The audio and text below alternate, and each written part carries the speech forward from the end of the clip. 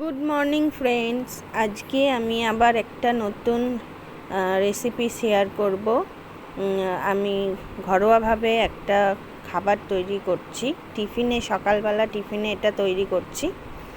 তোমরা তো কাবলি ছোলা, তো সবাই কাবলি ছোলার তরকারি সেটা তো সবাই বাড়িতে বানাও। আমি ওইটা কাবলি ছোলাটাই করছি আজকে তরকারি হিসাবে, এবং তার সঙ্গে কি থাকবে সেটাই হচ্ছে চমক। তোমরা পুরো ভিডিওটা দেখো।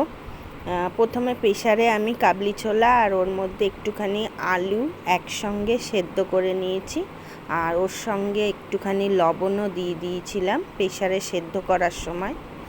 তারপর আমি পেঁয়াজ আর রসুন আদা সব মিক্সিতে পেস্ট করে, তার মধ্যে কটা কাঁচা লঙ্কা একসঙ্গে মিক্সিতে পেস্ট করে তেলের মধ্যে দিয়ে দিয়েছি।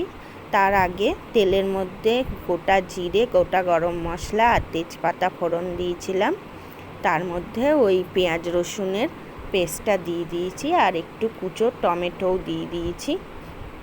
সেটা খুব ভালো করে কড়াইয়ের মধ্যে মশলাটা নাড়তে হবে, আর টমেটোগুলো যাতে খুব ভালো নরম হয়ে যায়। যতক্ষণ না নরম হচ্ছে ততক্ষণ মশলাটা খুব ভালো করে তেলের মধ্যে নাড়তে হবে। আর এর মধ্যে সামান্য একটু লবণও দিয়ে দিতে হবে, যাতে টমেটোটা তাড়াতাড়ি সেদ্ধ হয়ে যায়।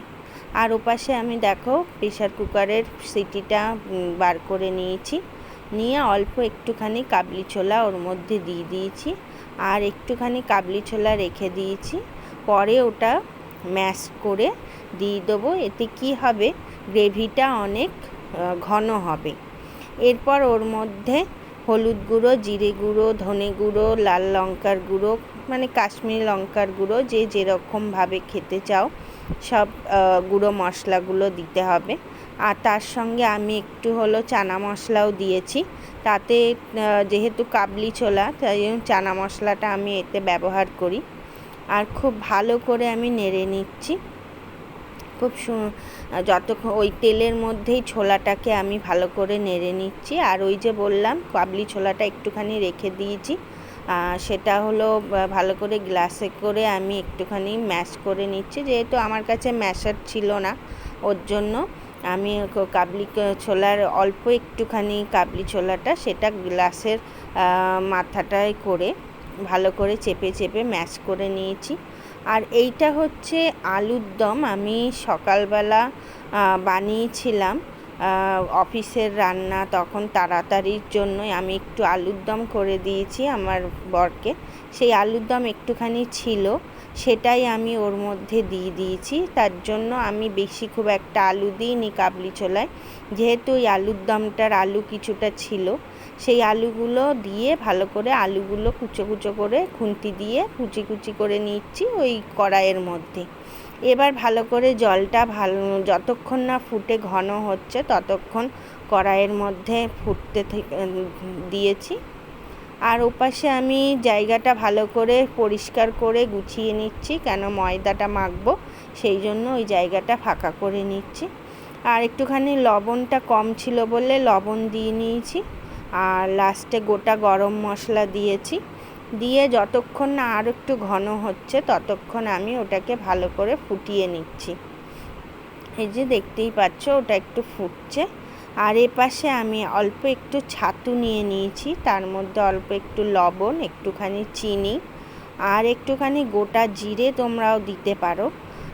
তো আমি ছাতুটাকে ভালো করে মেখে, যেরকম ময়দা মাখে সেরকম নরম করে মেখে নিচ্ছি। একটা ডো মতো তৈরি করতে হবে, এবং এর মধ্যে একটুখানি আমি ভাজা গোটা জিরে গুঁড়ো আর কি দিয়ে নিয়ে, তাতে আরও টেস্টটা বাড়বে। আমার কাছে যেহেতু রোস্টেড জিরে গুঁড়ো ছিল না, তাই জন্য আমি দোকানের যে জিরে গুঁড়ো কিনে আনি সেইটাই আমি দিয়ে নিয়েছি। আর এই যে দেখো ওটা লাড্ডু মতো বানাচ্ছি, যতক্ষণ না ওরকম হচ্ছে ততক্ষণ ভালো করে মেখে ওটাকে একটা ডো মতো তৈরি করতে হবে। এরপরে আমি ময়দা মেখে নিচ্ছি।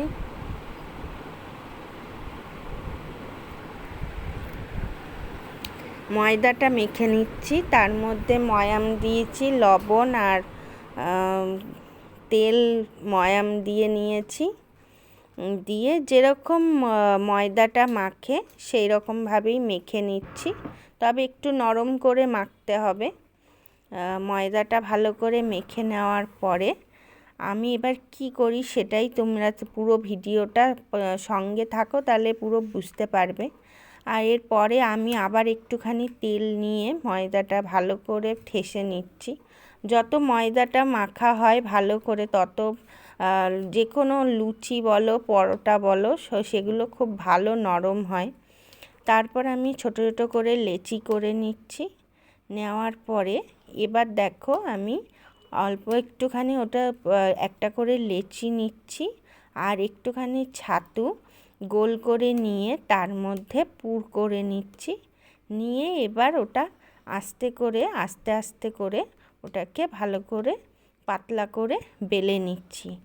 নিয়ে এবার তোমাদের দেখাচ্ছি, এই যে কড়াইয়ে আমি এপাশে তেলটা গরমে বসিয়ে দিয়েছিলাম আগে, যাতে তেলটা গরম হয়। এবার একটা একটা করে আমি সেই তেলের মধ্যে ভেজে নেব। প্রত্যেকটা আমি ওরকমভাবেই তৈরি করেছি। প্রত্যেকটা ময়দা একটা করে লেচি নিয়ে তার মধ্যে ছাতুর পুর দিয়ে তারপর আমি তেলের মধ্যে ভেজে নিয়েছি।